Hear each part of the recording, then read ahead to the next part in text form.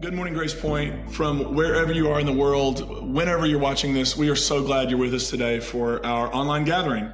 So this week and then the next week are going to be a little different in that we are moving into a new location in person in Nashville, which we're really excited about. We're still working out some of the kinks, and one of those is figuring out the streaming there. So we're working on that. Probably the next 2 Sundays are going to look a little different, at least. And so what that means is we're going to have an online gathering produced just for our online community, which means I'm going to do a sermon, same sermon they're going to get today in Nashville, but you're getting your own version of it. And I'll also let you know that later on in the gathering today, there are going to be some slides, some images that are scrolling the screen. Those are announcements. That'll let you know everything that's going on right now at Grace Point and how you can be involved. And I would encourage you, especially if you're here for the very first time, you'll see a big QR code. If you scan that QR code, it'll take you to everything you need to know. It'll take you to a place to fill out a Connect card if you want to let us know who you are, where you are, and how you want to be involved. It'll take you to a place to sign up for any events we have. It'll also take you to a giving option if you would like to support the work of Grace Point. We know it's sometimes weird and uncomfortable to talk about money. The reality is for us to be sustainable and to thrive as a community, we need, and to continue doing our work like this, we need your support. So if you click that, if you scan that QR code, it'll also take you there and give you an opportunity to give if you'd like. We are so glad you're here today. Welcome to Grace Point. Welcome home. We hope you enjoy today's gathering. Here we go. Maker of eternity, right here and now. Creator of all that we see, with us somehow. Oh, I cannot explain such mysteries. Who could ever know what this all means?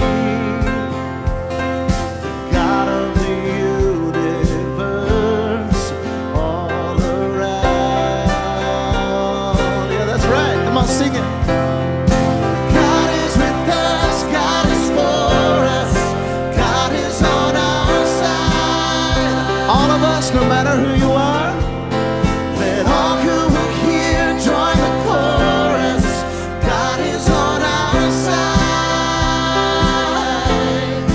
Everything is gonna be alright.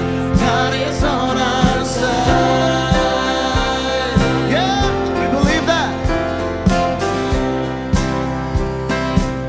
Come on, let's sing.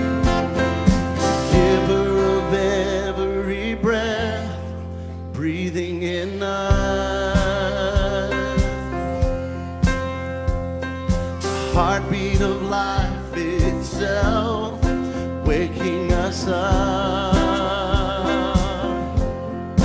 I cannot explain such mysteries. Who could ever know what this all means? The visible image of God is our love. Yeah, that's right. Come on. Oh, God is with us. God is for us. God is on our side. Let all who are here join the chorus. God is on our side. Everything is gonna be alright. God is on our side. All of creation is joining the sound. Let liberation explode from the ground. Lift up your voice, make it loud. Come on, let's sing it. God is with you. God is with me. God is on our side. God is on our side. Maybe look at somebody, say this. God is with you. God is with me. God is on our side. God is on our side. Oh, now you know it. Come on, sing. God is with you. God is with you. God is with me. God is with me. Oh, God is on is with you. God is with you. Yeah. God is with me. Yeah. Oh, God is on our side. Yeah. God is with us. God is for us. God is on our side. Let all who will hear join the chorus. God is on our side. Everything is gonna be alright. God is on our side. Oh yeah, God is on our side. God is not against us, He's for us. God is on our side.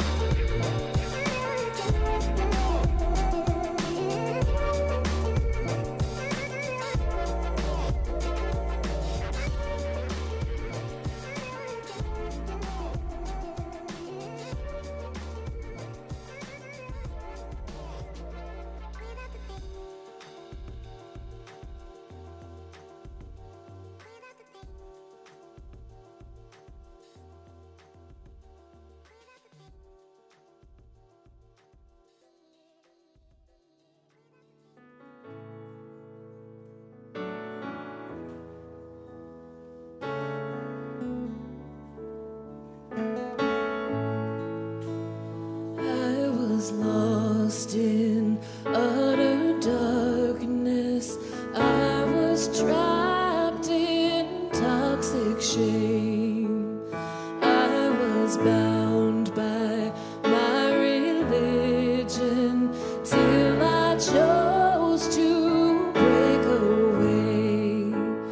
Now I'm finding my true colors. For the first time I feel free. Now I'm learning self-compassion. As I heal, I'm finding peace. Will y'all stand with us and sing?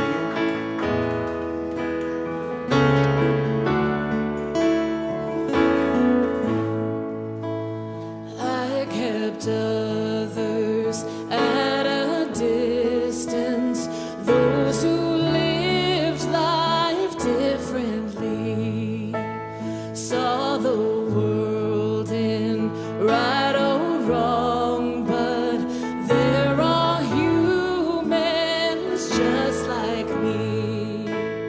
I stepped out and love expanded us, and then melted away.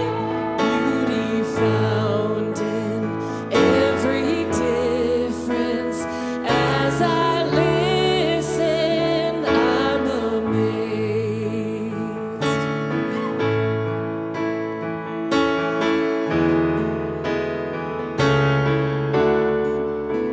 Let's all sing that first verse again together. I was lost in utter darkness. I was trapped in toxic shame. I was bound by my religion till I chose to break away. Now I'm finding my true colors. For the first time I feel free. Now I'm learning self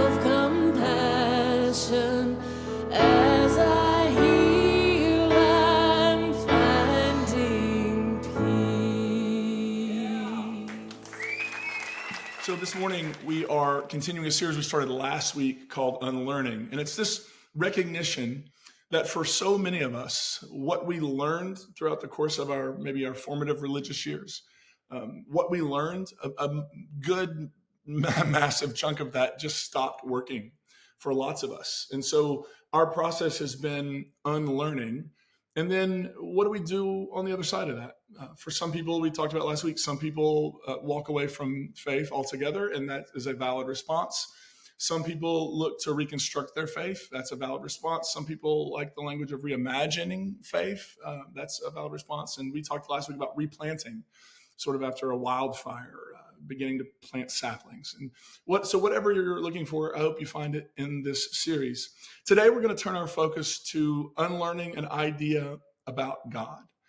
Many of us inherited what are ultimately unhelpful, even toxic understanding and images of God. And I want to turn to one of the first ones, and that is this idea that God is a being up there somewhere, that God is a man upstairs. You ever use that language before? That God, if the man upstairs is willing, if the man upstairs helps us out. There are multiple problems with that. First of all, this idea that God is a man, just not true.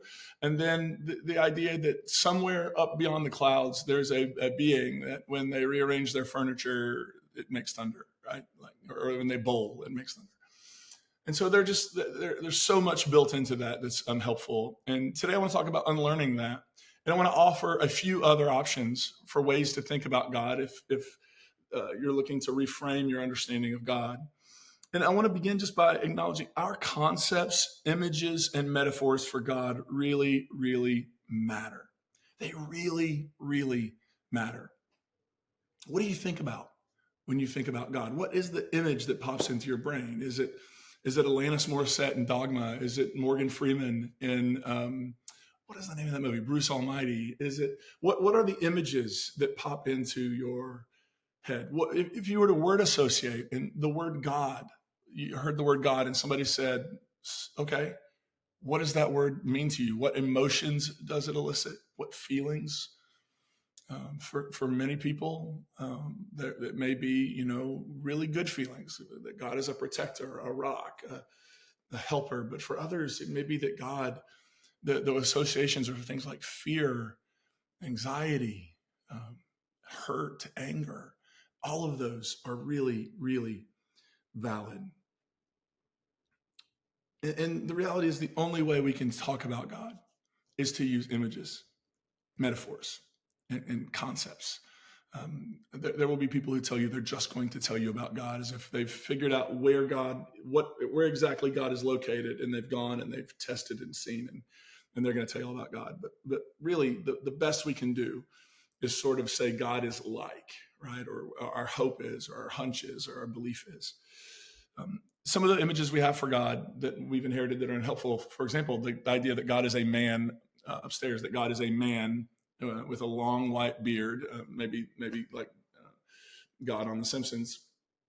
But when where does that image come from? When you begin to study the ancient world, you realize that El, the chief deity of the Canaanite pantheon, who was seems to be the chief god of Israel at one point. You had El and you had Yahweh, and at some point it seems like these two understandings merged for them. But when you see God, G-O-D in the Bible, it's often talking about El. And if you see the Lord, it's often in Hebrew scriptures, it's talking about Yahweh. But El in Canaanite statues and mythology was depicted as an older man with a long white beard. And it's just interesting that image has persisted down to us. So how we talk about God, all that to say, our images, our metaphors, all of that really, really matters.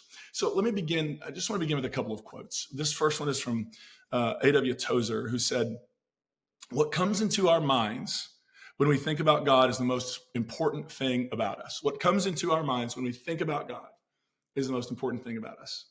But That did not sit well with exactly another theologian, a guy named C.S. Lewis. And what may be one of the first subtweets in human history, C.S. Lewis said this: I read in a periodical the other day, wink, wink, nudge, nudge, A.W. Tozer.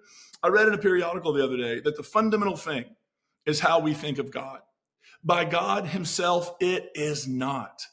How God thinks of us is not only more important, but infinitely more important. Indeed, how we think of God is of no importance except insofar as it is related to how God thinks of us. See, it's a subtweet. So I read last week. Yeah, you read Tozer. So here's what they say. The most important thing is what we think about God. And then Lewis counters and says, no, the most important thing is what God thinks about us. Those are really both important things. Our images of God, our understandings of God matter. If we think God is angry, violent, vindictive, hateful, then it gives us license to go and be and do those things in the world. And if we think God thinks we're awful and that we're worms and that we're depraved, like many of us were raised to believe and taught, that it really creates this image of humanity as being awful and rotten, and it's really problematic. So how we think about God matters. How God thinks about us matters. But then there's sort of this other layer that gets left out of this conversation. It's this how we think about how God thinks about us. So we have how we think about God, how God thinks about us, but then really important, how we think about God thinking about us. And here's what I mean. Or we can say this, how we think God thinks about our neighbors, or how we think God thinks about our enemies, or how we think about how God thinks about people who are different than us. Those things matter. And maybe more than what we think of God or God thinks of us, how we understand God's view of us is really, really central.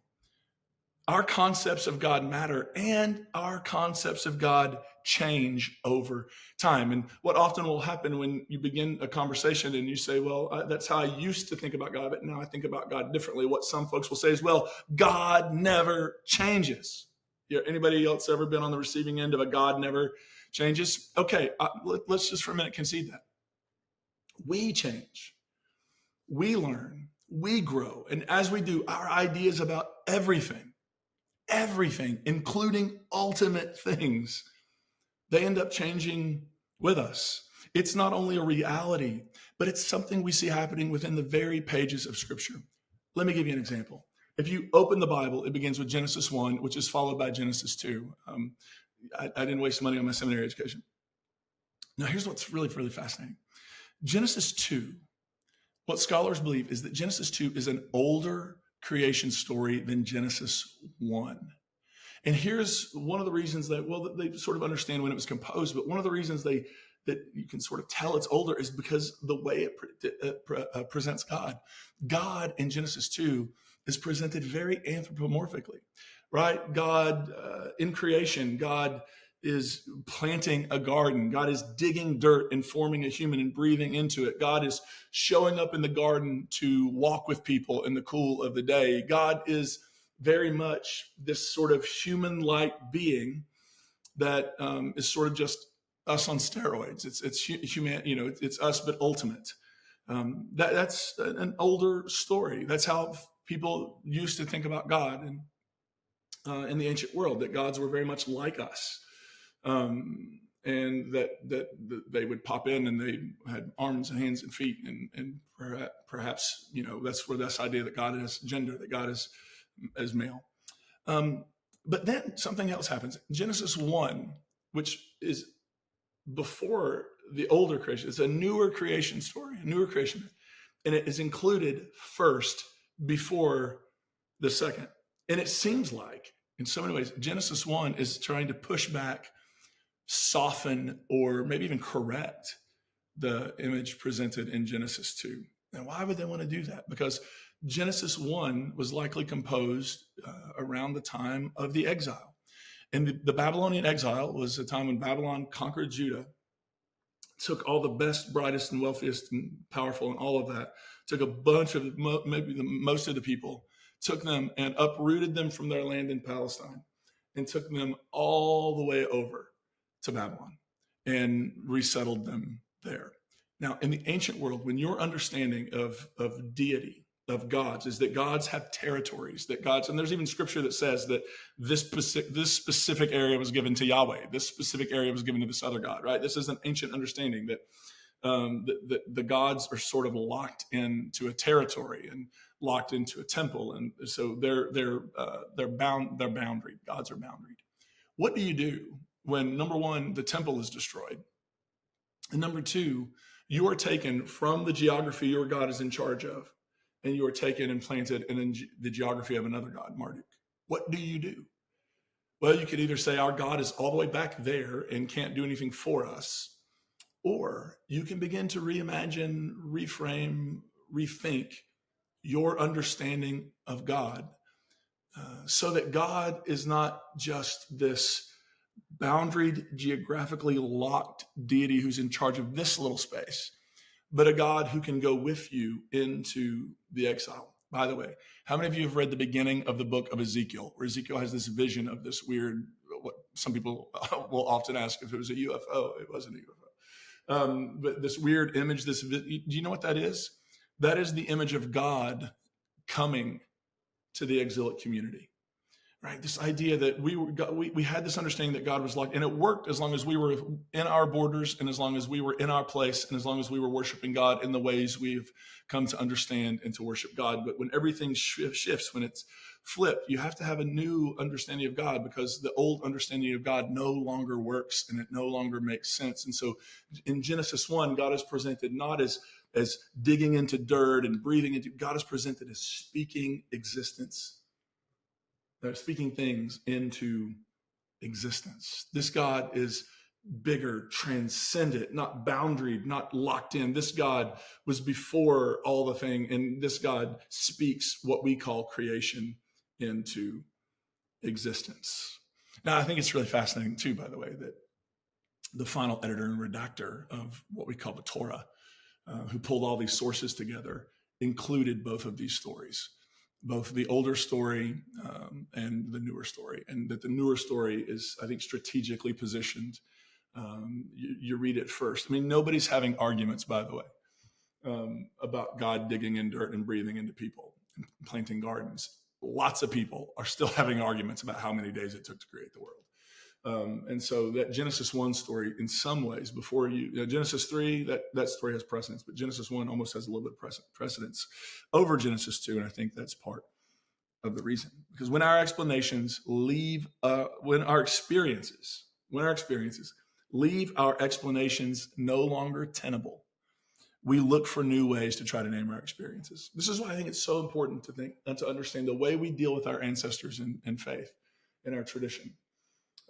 We make space for what they experienced, but we do not always embrace their explanation of what they experienced, because explanations have expiration dates. They will most of the time end up being exhausted, and their efficacy and help will wane. And so we need new explanations, new ideas, new understandings. Our concepts, images, and metaphors that we use to talk about God are not God. They point to God. They point to a reality beyond us. And the best concepts, images, and metaphors for God, even our best, fail ultimately, right? They don't name ultimate reality. So I want to give you today a shift for me that I've had in my thinking about God over the years, and I want to offer a conviction, a shift and a conviction. So here's the shift. First, one of the biggest shifts for me around God has been shifting this understanding that God is a being somewhere beyond the clouds, right? Like if you just went maybe beyond our solar system, or maybe somewhere in the universe, there's this like bubble and there's this throne room and there's a guy with a big beard sitting on the throne, that God is a being somewhere else. The biggest shift for me is that God is not a being that exists somewhere and occasionally pops into our world to do something cool, or to give somebody a parking spot, or to smite somebody, or any of that. I no longer see God that way. God, for me, is no longer a being that exists above the clouds in a place and occasionally pops in here. That view of God is something we would call supernatural theism. That God is a being out there who occasionally comes here. God is the man upstairs. And think about how much of our hymnody and how many of our songs in the church are really just designed and have been designed begging this being to show up for us. How much of our music is sort of this, God, just please show up. God, just please come. Do the thing. Bippity boppity boo the thing. Do it. Whatever. God, please show up for us. Right? Which has this sort of like God is elsewhere. And God is listening for who's doing it better, who has the right, quote unquote, right beliefs, who has the most faith, whose music sounds the best, who are the most doctrinally or pure and orthodox, and that God is listening to all the people, and that God will pick the groups that are doing it right and give them a special visitation. And when that happens, you end up saying things when you leave church like, whew, God showed up today. God showed up today. Well, how'd you know? Oh, those little goosebumps on my arm told me that God showed up today. The language that we've become familiar with for God, the language of omnipotence and omniscience, that God is all powerful and all knowing, are grounded in this supernatural and theistic understanding of God.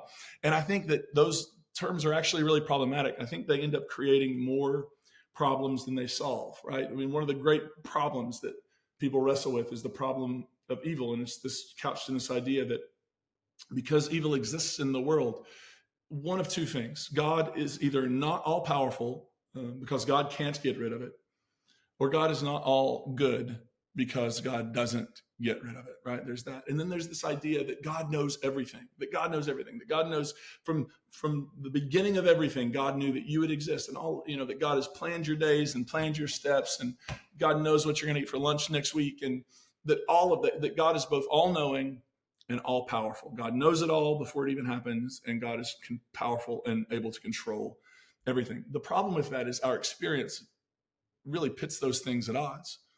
If God knows about a disaster before it happens, why does God not stop it? If God is all knowing and all powerful, why is God not more like Superman, swooping in to save the day?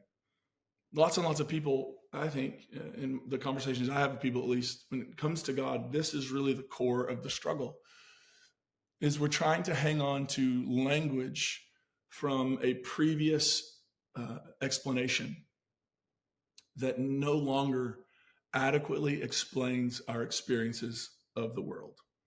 The truth is, we have been locked into ancient understandings of God that were, for them, a step forward.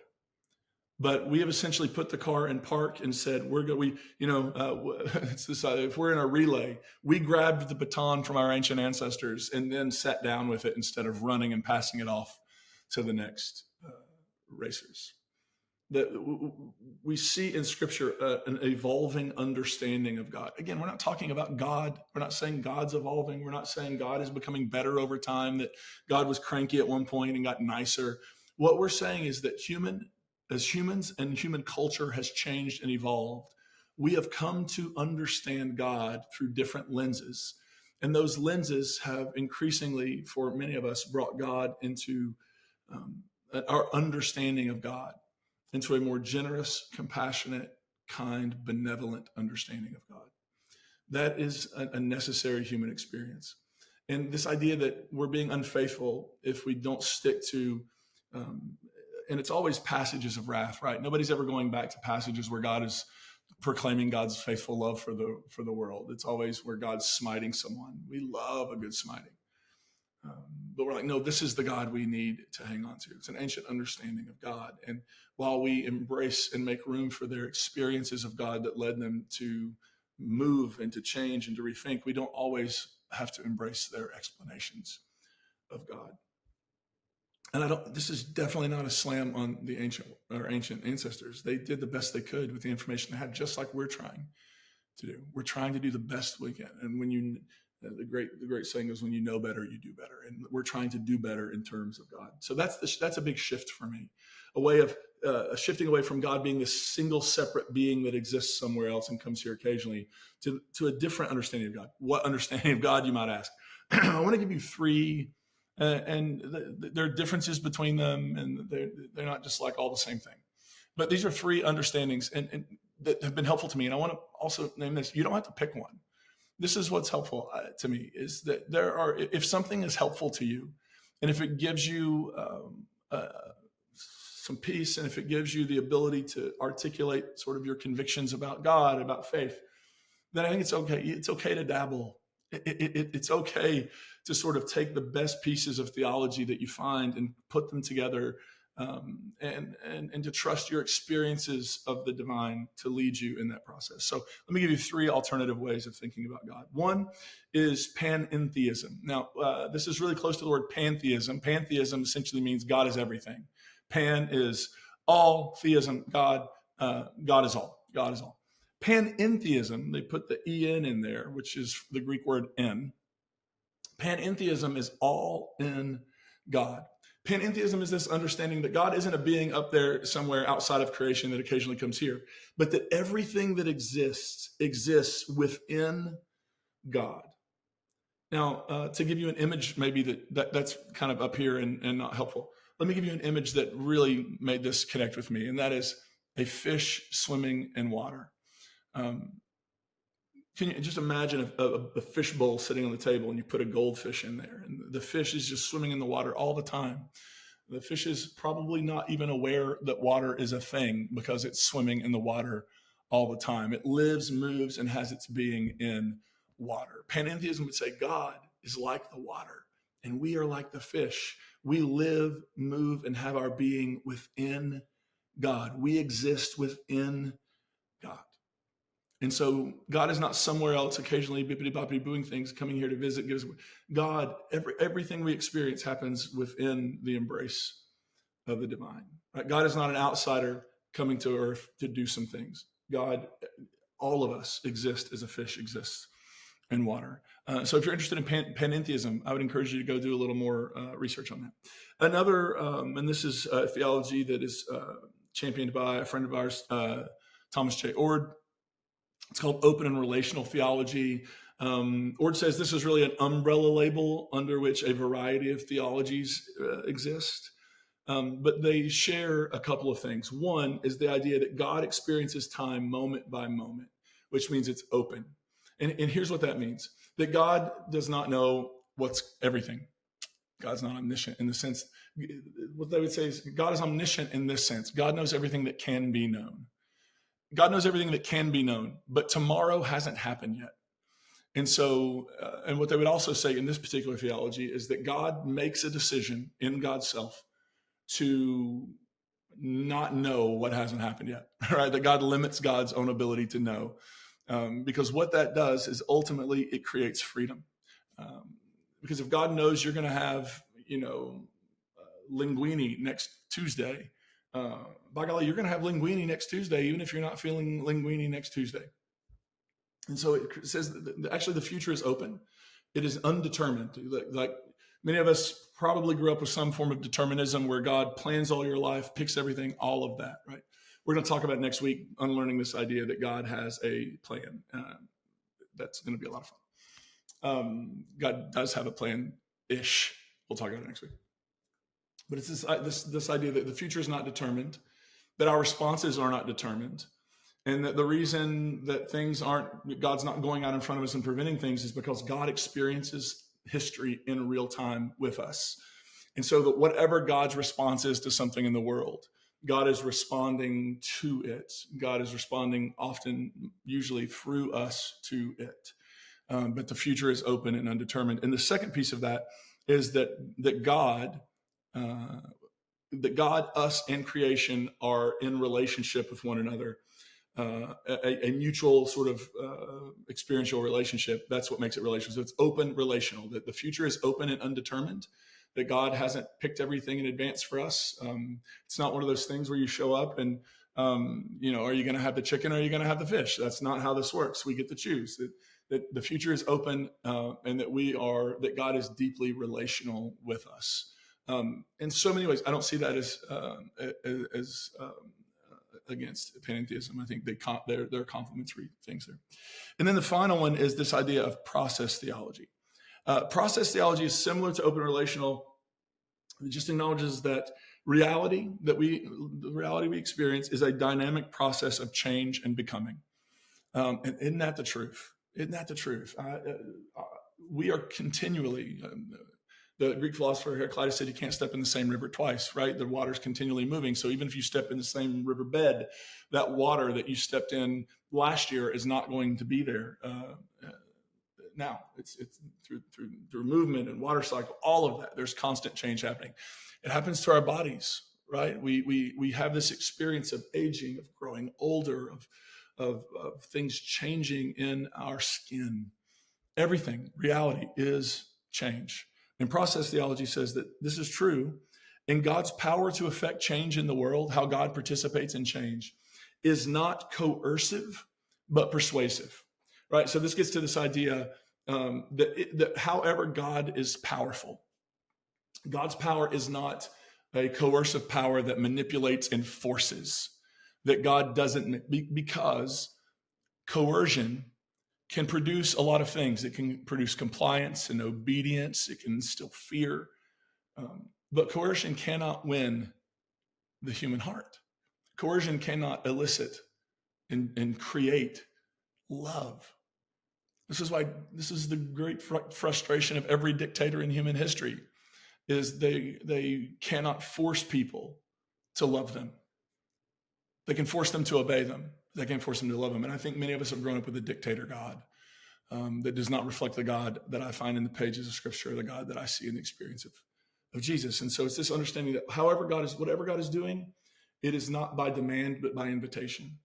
It is not by force, but by, one of the words scholars sometimes use is by wooing. God is wooing humanity forward.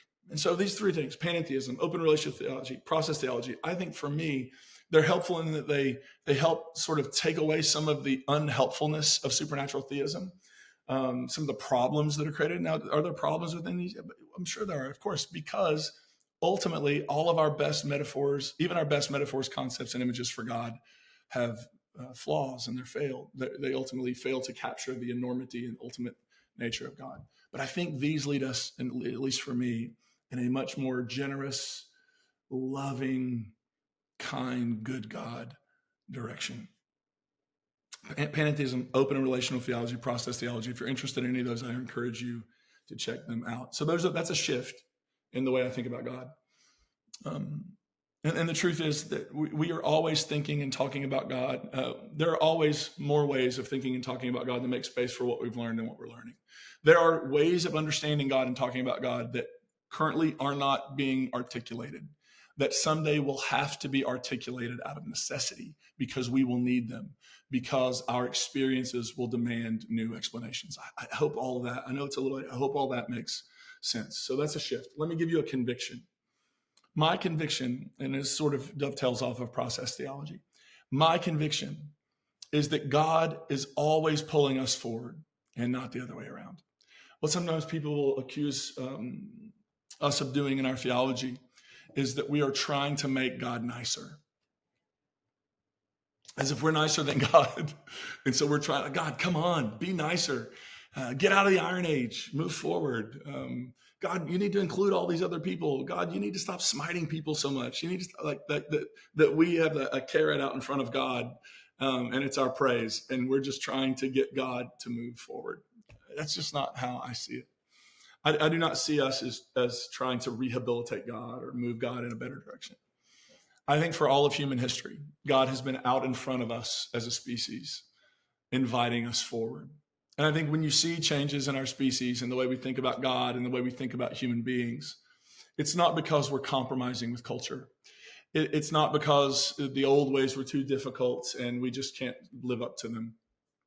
It's ultimately because God has been inviting people forward, and there have been moments of clarity and moments of surprise and moments of new understanding where people have heard that invitation and began to move forward. What we're celebrating, for example, this month with Pride is not our church's our capitulation to culture. It is an understanding that God has always been affirming of their creation, that God has always beloved the LGBTQ plus community, and that there are people who way before now have heard that message and have been joining God in the process of inviting us all forward. I think that's how it works. We're not trying to make God better. God is continually trying to help us become a better species. We're not trying to make God nicer. God is trying to infuse us with God's kindness. And I think that's how this actually works. I have a deep conviction that there's just no possible way that at our very best, with our kindest, most generous theology, that God would look at that and say, I should probably try to catch up. I think as long as there's a planet and as long as there's people on it, God will be inviting us forward as a species to new understandings, new experiences that demand new explanations. Good news, God is not a man upstairs. God is not distant and detached from the world. God is right here experiencing it with us.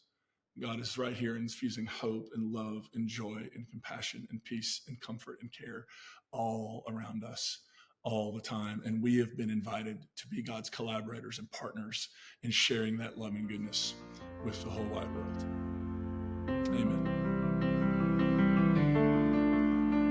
I've been closing the door all my life, held it in but not anymore. Got 2 feet on the floor. This is it, I'm stronger than ever before. Pardon my imposition, but this is my conviction. I need to get this off my mind. I gotta be me, gotta be I, gotta be who I know I am inside. Can finally breathe, taking it in, look at me flying. It's always been there, it just took me a minute to find it. If I were to be anybody else, I'd just be hiding who I am, who I am. Looking back on a little boy, never gave him a chance to ever be more. I didn't love him, but I'm gonna love him right now and forever. It's time to push open the door. Pardon my imposition, but this is my conviction. Ain't nothing left to hold me down.